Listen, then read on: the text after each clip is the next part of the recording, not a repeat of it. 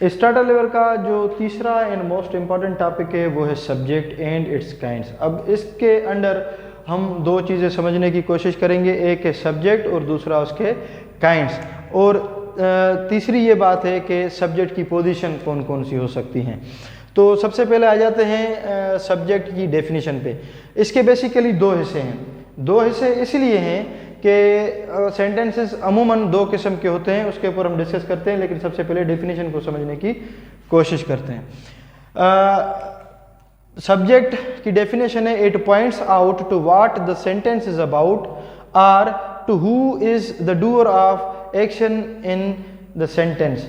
अब जब मैं पढ़ता था, जब मैं ग्रामर को पढ़ने की कोशिश कर रहा था, तो मुझे अमूमन जो है वो ये वाली डेफिनेशन, जो दूसरा पार्ट है डेफिनेशन का, वो मुझे बताया जाता था कि who is the doer of action in a sentence. हालांकि अगर देखा जाए तो सेंटेंस में सिर्फ डूअर नहीं होता जो काम करे। अक्सर तौर पे सेंटेंसेस दो किस्म के हो सकते हैं, दो से ज़्यादा भी होते हैं, लेकिन दो किस्म के होते हैं, जिनमें एक में काम दिखाया जाता है, काम होता है, कोई काम का करने वाला होता है, और दूसरे वो होते हैं जिनमें कोई काम नहीं होता, वो सिर्फ स्टेट या एग्जिस्टेंस, किसी का वजूद जाहिर करने के लिए होते हैं। उसके ऊपर बात करते हैं। अब सबसे पहला हिस्सा जो इसका है वो है, it points out to what the sentence is about. जिसके बारे में पूरा सेंटेंस हो, जिस बंदे के बारे में, जिस चीज़ के बारे में, किसी जानवर के बारे में, जिसके बारे में पूरा का पूरा सेंटेंस हो, उसको हम कहते हैं सब्जेक्ट। और दूसरा है to who is the doer of action. दूसरा वो जो जुमले में काम का करने वाला हो। फॉर एग्जाम्पल, अब दो मैंने जो है वो यहाँ पे एग्जाम्पल्स लिखे हैं। For example, one kind of sentence is those which show action. For example, they play on the ground. अब प्ले खेलने का काम है। दूसरे में है ही एंजॉयज द मूवी। अब दोनों जुमलों में काम है। अब जब जुमले में कोई काम होगा तो दिस इज फॉर श्योर कि there must be a doer of the action, the performer of the action in the sentence. अब इसमें खेलने का अगर हम देखें तो काम कर रहे हैं दे, वो, और इसमें ही एंजॉयज द मूवी। अब मजा लेने वाला काम जो है वो कर रहा है ही। तो इससे जाहिर ये होता है कि इन दोनों जुमलों में काम है और काम के करने वाले हैं। They play on the ground, वो ग्राउंड पे, मैदान में खेल रहे हैं। तो यहाँ पे खेलने का काम कर रहे हैं दे।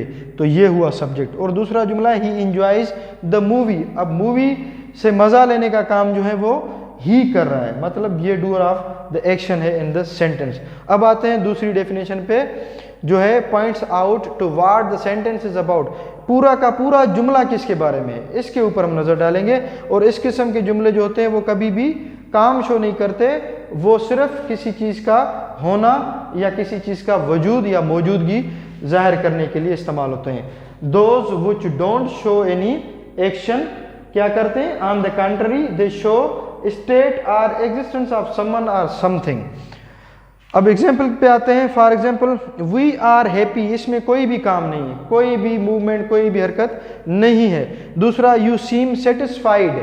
अब पहले जुमले में वी आर हैप्पी, हम खुश हैं, ये खुश होने की स्टेट या खुश होना जो है वो जाहिर कर रहा है। अब कौन खुश हो रहा है, ये पूरा का पूरा सेंटेंस अगर हम देखेंगे, आर हैप्पी, ये कौन खुश है, ये है वी के बाबत। इसमें कोई भी करने वाला नहीं है। अगर इसके ऊपर हम ये वाली डेफिनेशन अप्लाई करेंगे to who the doer of action is, तो यहाँ पे तो एक्शन है ही नहीं, तो डूअर का होने का जो है वो सवाल ही पैदा नहीं होता। ये वो चीज़ें हैं जो हमें नहीं बताई गई थी, जो हमें थ्रू एक्सपीरियंस पता चली हैं, थ्रू स्टडी पता चली हैं, थ्रू ऑब्जर्वेशन पता चली हैं। और ये वो चीज़ें हैं जो हमने पढ़ के अपने पास अमानत के तौर पे रख दी, ताकि ये चीज़ें आगे ट्रांसफ़र कर सकें उन बच्चों तक जिनको ये कॉन्सेप्ट समझने में दुश्वारी होती है।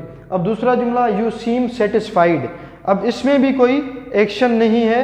On the country, on the other hand, इसमें सिर्फ सेटिस्फाइड, मुतमईन होने की बात जो है वो मुतमईन होना वो ज़ाहिर हो रहा है। यू सीम सेटिस्फाइड, आप मुतमईन लग रहे हो। अब ये मुतमईन लगने का जो स्टेट है वो इसके बारे में, ये पूरा का पूरा ये वाला जुमला और ये वाला जुमला ये इनके बारे में। तो इससे साबित ये हुआ कि पहली बात तो ये है कि जुमले जो हैं, जुमले दो किस्म के हो सकते हैं। एक वो जो काम दिखाएं, जिनमें काम हो, दूसरे जुमले वो जिनमें कोई काम ना हो, वो स्टेट एग्जिस्टेंस होना ना होना, ये चीज़ें जो हैं वो शो करती हैं।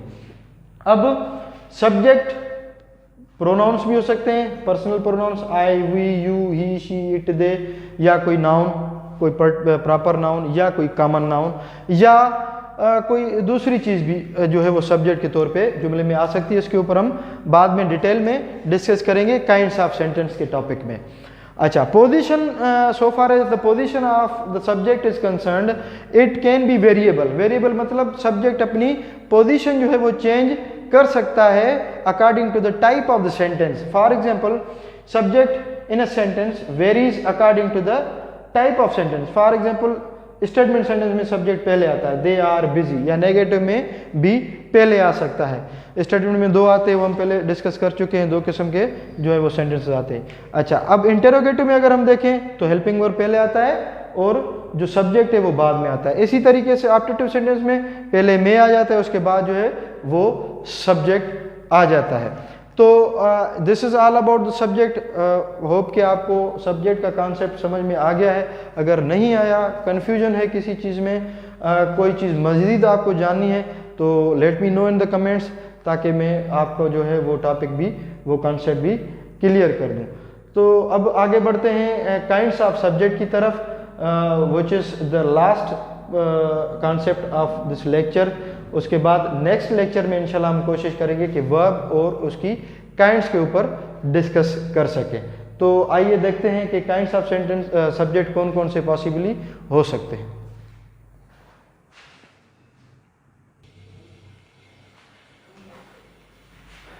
अब जैसे कि सब्जेक्ट को हमने डिस्कस किया, अब सब्जेक्ट के बाद जो है वो जो इसका द सेकंड पार्ट है वो है काइंड्स ऑफ सब्जेक्ट। अब काइंड्स ऑफ सब्जेक्ट में बेसिकली जो है वो सिंपल और कंपाउंड सब्जेक्ट जो है वो मोस्ट इम्पॉर्टेंटली हम जो है स्टार्टर लेवल में और बेसिक लेवल में कवर करने की कोशिश करेंगे। अदरवाइज जो for example noun phrase, infinitive और सबऑर्डिनेट क्लॉज, ये भी basically as a subject perform कर सकते हैं सेंटेंस में, बट ये वो कॉन्सेप्ट्स हैं जो अभी इस लेवल के जो हिसाब से वो इन पे हम डिस्कस नहीं करेंगे। ये सिर्फ मैंने for the sake of information मैंने ये चीज़ें रखी हैं। बाद में इन चीज़ों के ऊपर जो है वो हम जो आने वाली जो लेवल्स हैं, जो फंक्शनल लेवल या प्रोफेशनल लेवल है, उसमें डिस्कस करेंगे। बट फॉर योर इन्फॉर्मेशन मैंने ये चीज़ें लिख दी हैं। मैं पहले भी ये बात डिस्कस कर चुका हूँ आपके साथ कि मैं कोशिश कर रहा हूँ कि ज़्यादा से ज़्यादा जो इन्फॉर्मेशन है with respect all the grammatical concepts and composition paper concepts, वो मैं आपको सारी की सारे जो वो बेहतर तरीके से और ज़्यादा जो है वो चीज़ें आप तक जो है वो कन्वे कर सकूं। तो अब आते हैं, सबसे पहले दो जो हैं अक़साम होती हैं काइंड्स की, सेंटेंस की, सब्जेक्ट की। Number one, simple.